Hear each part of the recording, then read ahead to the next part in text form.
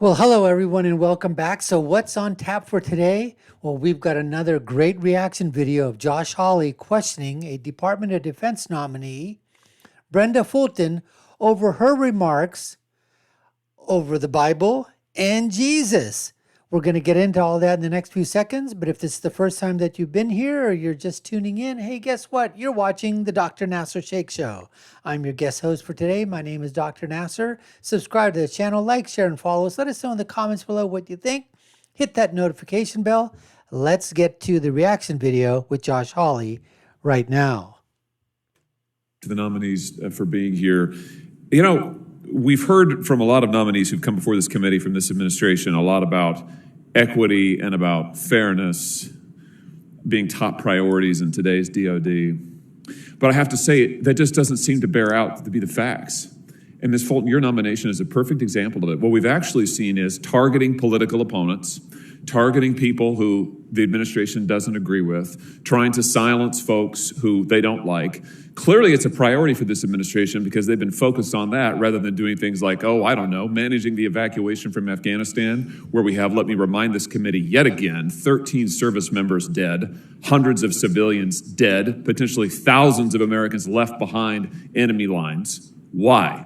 Because the DOD is focused on their radical left agenda rather than on actually saving Americans and doing their jobs. Now, Ms. Fulton, I'm astounded, frankly, that you've been nominated. And listen, you're entitled to have whatever views you want. Look, I'm a constitutional lawyer. I'm actually a religious liberty lawyer by training. Your faith is your faith. Your views are your views. You can say whatever the heck you want. This is the United States of America. But you're asking to be appointed to a very important position in the DOD. Let me come back to some of these statements that you made. Religious freedom is twisted to mean conservative Christians can dictate their beliefs to the rest of us. Hashtag Hobby Lobby, repeal RFRA. When did you change your view on RFRA? You told Senator Cotton you're not in favor of repealing it. You were on June 30th, 2014. When did you change your mind? I couldn't tell you exactly, Senator. Why did you change your mind? I couldn't tell you exactly, Senator. Okay, I couldn't tell you exactly, Senator. Who is this old grandma anyways, Brenda Fulton? I couldn't tell you that, Senator. I couldn't exactly, find out what I wanted to tell you, Senator. Well, at least she's being somewhat honest, right? I don't know about honest, but at least she's putting out something instead of like, thank you, Senator, for this. I don't know, maybe she'll say that, right? That's what all of them do. Thank you, Senator, for this question. We all just basically get nauseated and barf up everything here. But this lady, oh my goodness. Let's continue and see what Josh has in store for her. You're choosing not to tell me, or you don't want to engage, or you don't like this line of questioning, or you don't think you need to be responsive. Oh, I'm sorry, Senator. Of course, I do mean to be responsive. I don't recall the details of the Religious Freedom Restoration Act, and I want to be clear that I support religious freedom. I support the rights of our troops and our civilian employees to their religious freedom to the entire extent that the law allows within their employment in the Department of Defense. And I support that in every way. Yes, sir. Why is it that you think that the vast majority of white evangelical leaders are utterly unmoored from the gospel of Jesus Christ? Can you explain that to me? Senator, I'm a Christian. I don't know if you're a Christian or not. But then who are we to always say that, right? Who knows who, but you know what? I don't know. But I mean, this lady here, obviously, and this is what the Biden administration is doing, folks. They're putting forth people. This lady has LGBTQIA views. I believe she's an LGBTK card-carrying member. What the Biden administration has been doing is they are nominating people to positions of power, positions within the deep state, positions within the bureaucracy, positions at cabinet level positions and sub-cabinet level positions, and every single one of their nominees has absolutely zero. And I'm saying a big intercoursing zero. That's right, I said intercoursing. Figure it out. I ain't saying the one with the F word, but let's just use intercoursing instead. They don't have an intercoursing clue. The nominees. They don't have the bona fides. They don't have the right temperament. They don't have the experience. They don't have nothing, folks, that would allow them the experience, anything at all, to place them in these positions that the Biden administration and President Brandon is putting them into. All they're doing is putting these people into these positions of power, is whether or not they meet the intersectionality and the woke social justice warrior views. If you happen to be female, if you happen to be LGBTQIA, MOUSE, if you happen to be woke, if you're a social justice warrior, if you're a cross-dresser, if you're a transvestite, if you're gay, if you're lesbian, whatever it is, it doesn't matter. If you're a straight white male, forget about it. You're not going to get it. If you're a straight white female, forget it. You're not going to get it. But if you happen to be a minority, oppressed class, marginalized on that intersectionality totem pole, oh, whether you've got the experience, you've got the credibility, you've got the background, you've got anything, doesn't matter. Oh, you know what?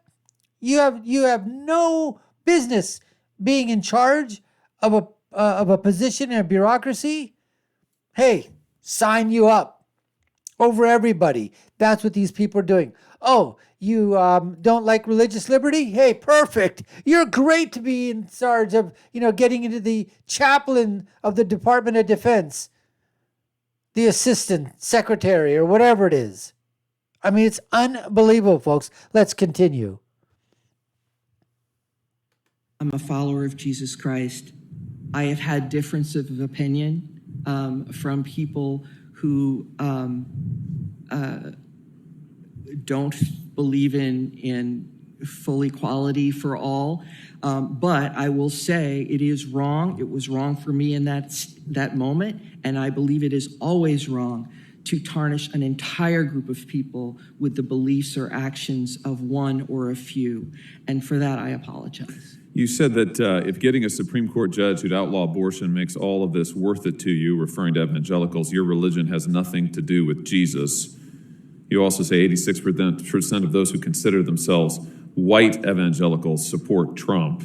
So which part of it disqualifies these people as Christians? Is it that they are opposed to abortion, or they supported Trump, or both? Help me understand your thinking. I'm so sorry, Senator. Could you read that again? I'm sorry. On September 4th, you said, 2017, 86% of those who consider themselves white evangelicals support Trump. You said in the same tweet thread, if getting a Supreme Court judge who'd outlaw abortion makes all this worth it to you, your religion has nothing to do with Jesus. So is it because they supported Trump that they're not followers of Jesus, or is it because they oppose abortion? Is it both? Senator, I'm trying to put myself back in that moment. I know there were several points at which I felt that the president had made statements or taken actions that I felt were in direct contradiction with the way that I understand Jesus' teaching. And I'm expecting that I was reacting to that. Again, I don't believe we should ever tarnish a whole group of people for the actions of one. Do you think that it's your position to tell people when they are and aren't followers of Christ or truly Christians or not, just because they disagree with you? I understand you disagree with these folks, but saying over and over that they're not followers of Jesus. You cited Matthew 23 on August 29th, 2017, when you said the vast majority of white evangelical leaders are utterly unmoored from the gospel of Jesus Christ. Matthew 23 applies. You remember what you meant by that? Maybe a reference to the brood of vipers. It's Matthew 23. Yes, Senator. Senator, none of what I've ever expressed on social media was intended to silence others. I believe there's a free expression of beliefs there, but I do believe that I apologize for statements at any time when I tarnished a whole group of people for the actions or statements of one or a few. And Well, it's clearly meant to denigrate others. Listen, my time has expired. I just have to say, Ms. Fulton, it's not one statement. It's multiple statements over multiple years, running from 2014 through 2018. I mean, years. There's pages and pages of these statements, all directed at a particular. And this is what we see over and over and over and over and over again. At least in this case, Miss Fulton, she said, okay, listen, I apologize for making those statements. And listen, she can make the statements that she wants. That's fine. This is the United States of America. You live with the consequences. On social media and elsewhere, people who ever, come on your side, they'll agree with you, they'll disagree with you. They'll say things in response to what you say. They'll mean tweet you. They'll give you some response that you don't particularly care for. Okay, that's debate back and forth. Keep it civil. Don't get personal. Sometimes we fail in that. Use words and other choices and stuff like that. But the thing is that these are the people that they're saying, oh, I didn't mean to silence you. I was just giving you my opinion. Well, in essence, what they are trying to do is that by tweeting these out or making these statements or putting them out on social media, they are hoping in a way that there will be enough of a volley of these statements that for some people, it might feel that, I don't want to get into it anymore. I'm just going to, zip my lip and throw it away, the key, and not speak anymore because I don't want to be involved in all that. And in some cases, it's very effective. In other cases, people say, I don't give a crap what you say. I'm going to answer back, and you're not going to silence me. I'm going to keep talking. You try to silence me, I'm going to keep putting it out there. That's fine, but a lot of people, they don't want to do that. They want to stay away. Not everybody wants to be confrontational. Not everybody wants to put stuff out there. Like for me, for example, and other people, I could care less. I could care less what people think about me. You want to put stuff down? You want to reply to this, you want to put in the comments, you think that I'm absolutely crazy, that I'm an idiot, I'm a moron, I'm this, I'm that, I could care less. It doesn't bother me one intercoursing bit because I know what I believe in. I know what the people that I want to be associated with believe in. We're conservatives. We love this country. We love God. We want to be able to do whatever it is that we want to do, okay, and get the government the heck out of our lives, other than for the things that government is there for. And that could be a whole nother, show, folks. Anyways, I love these videos when we get a chance to see our senators, the people that we've elected, our congressmen, the ones that are basically conservative, America first, pro-Trump, and they start grilling and questioning these people, either they're witnesses or nominees or whatever, and at least hopefully give us a sense of where these people, what they really think, what they've really written, what they've really said, what they've really done. Bring that to the surface. Let us know who these people really are, and let the people tell us who they really are. We know we can figure that out for ourselves. Anyways, appreciate you taking the time to watch. You've been watching the Dr. Nasir Shaikh Show. I've been your guest host today. My name is Dr. Nasir. If you haven't already done so, subscribe to the channel. Hit that notification bell, like, share, and follow us. Comment down below. Let us know what you think. All right? Well, I'm going to leave you with my final thought, as I always do, which is, when you're right, you're right. And when you're left, you're wrong.